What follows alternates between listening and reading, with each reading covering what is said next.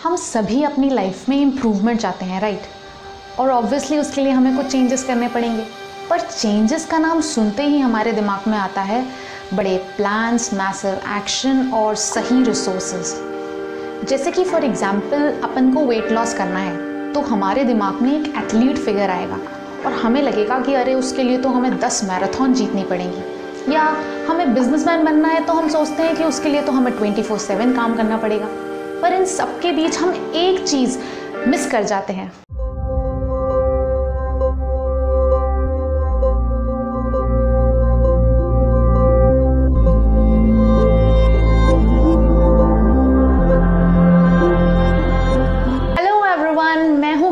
और आज की वीडियो में हम जानेंगे कि कैसे छोटे छोटे डिसीजंस, मेनली हैबिट्स, हमारी लाइफ ट्रांसफॉर्म कर सकती है।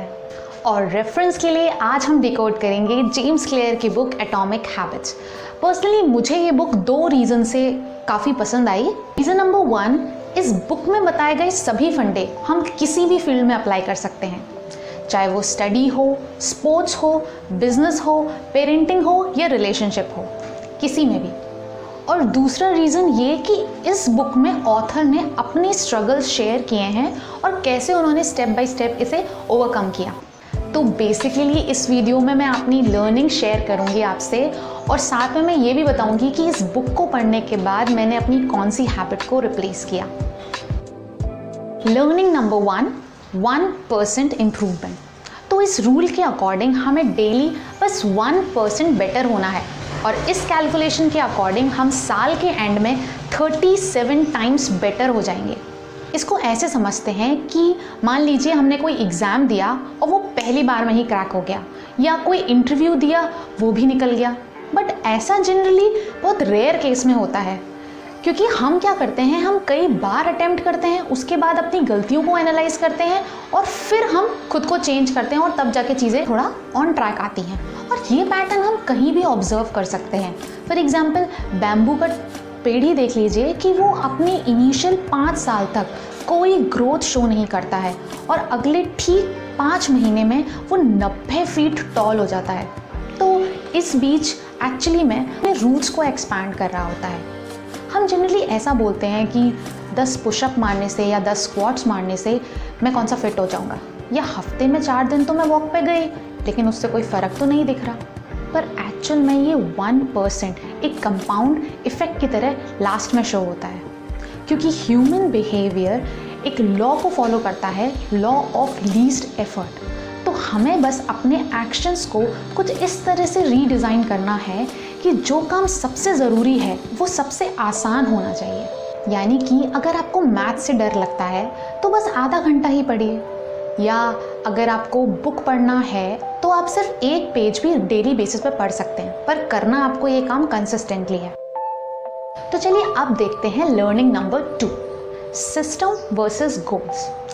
तो बचपन से ही हमें गोल पे फोकस करना सिखाया जाता है, पर ऑथर कहते हैं कि गोल से ज़्यादा इम्पॉर्टेंट है सिस्टम। तो चलिए एग्जाम्पल से देखते हैं।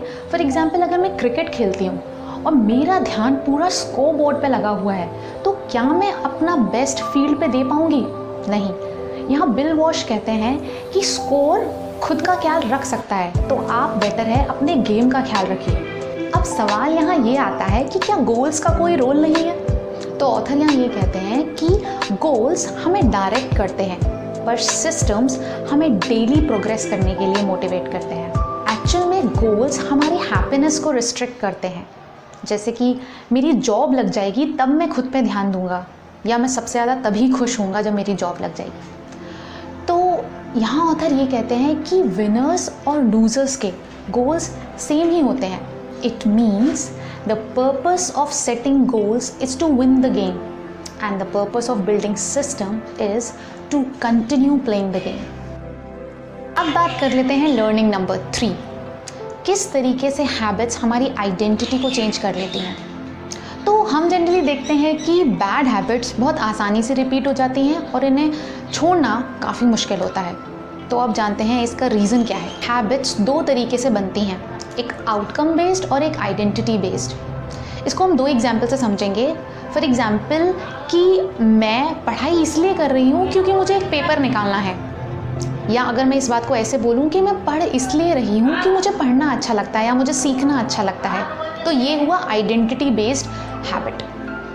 दूसरा एग्जाम्पल लेते हैं कि मान लीजिए कि दो इंसान हैं और दोनों ही स्मोकिंग छोड़ना चाहते हैं।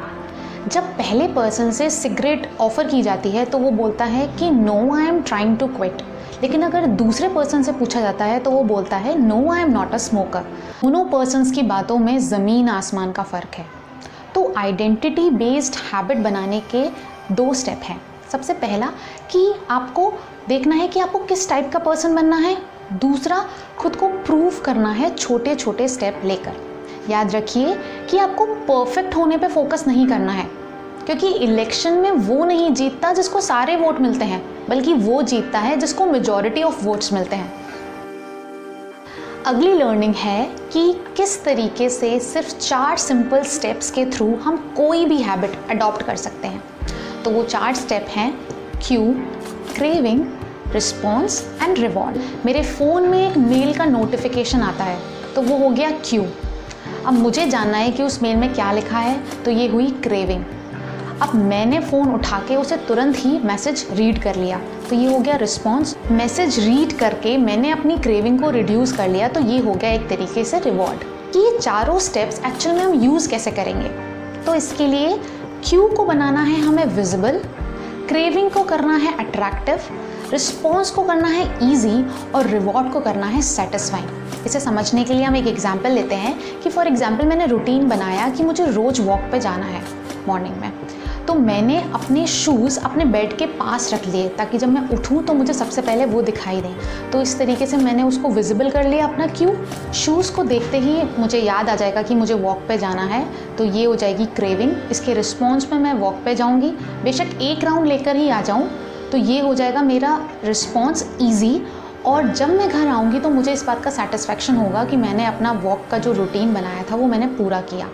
अब देखते हैं कि इसको अगर हमें ऑपोजिट, यानी कि अगर हमें बैड हैबिट को बदलने के लिए कैसे यूज़ करेंगे। पहले आप ऑफिस से आते हैं और आप अपने 3-4 घंटे टेलीविज़न के सामने वेस्ट कर देते हैं, तो बेसिकली आपको अपना क्यू जो कि टेलीविज़न है उसको रिप्लेस कर देना है, यानी कि बेड के सामने से ही आप टेलीविज़न हटा सकते हैं, तो उसको देख के आपको क्रेविंग भी नहीं होगी और उसकी जगह पर आप अपने आसपास बुक रख सकते हैं। तो आप जब बुक को देखेंगे तो ऑटोमेटिकली आप वही उठा के पढ़ेंगे। अगर बुक नहीं पढ़नी है तो आप अपने फैमिली मेम्बर्स से आके बात कर सकते हैं। तो इस तरीके से आपका स्ट्रेस भी रिलीज़ हो जाएगा और आपको अच्छा भी फील होगा कि आज आपने अपने घर वालों के साथ समय बिताया। चलिए अब मैं बताती हूँ कि मैंने अपनी कौन सी बैड हैबिट को रिप्लेस किया। तो मैं नोटिस कर रही थी काफ़ी दिनों से कि मैं एक सर्टेन ऐप को बहुत कॉन्स्टेंटली यूज़ कर रही हूँ और उसमें मेरा टाइम भी काफ़ी वेस्ट हो रहा है, तो मैंने उसे अनइंस्टॉल ही मार दिया। और फिर काफ़ी दिनों बाद मैंने नोटिस किया कि एक्चुअल में मुझे उस ऐप की रिक्वायरमेंट ही नहीं थी। तो आई होप आपको ये वीडियो हेल्पफुल लगी हो, और अगर आपको ये वीडियो पसंद आती है तो आप इसको लाइक करिए, शेयर करिए, चैनल को करिए subscribe. Thank you so much. जय हिंद। और रेफरेंस के लिए हम देखेंगे जेम्स क्लियर की बुक एटॉमिक हैबिट्स। हेलो, पर इस बुक का कलर तो ब्राउनिश कलर का था ना, ये चित्रकारी किसने करी है इस पे? पूजा ने। वाह।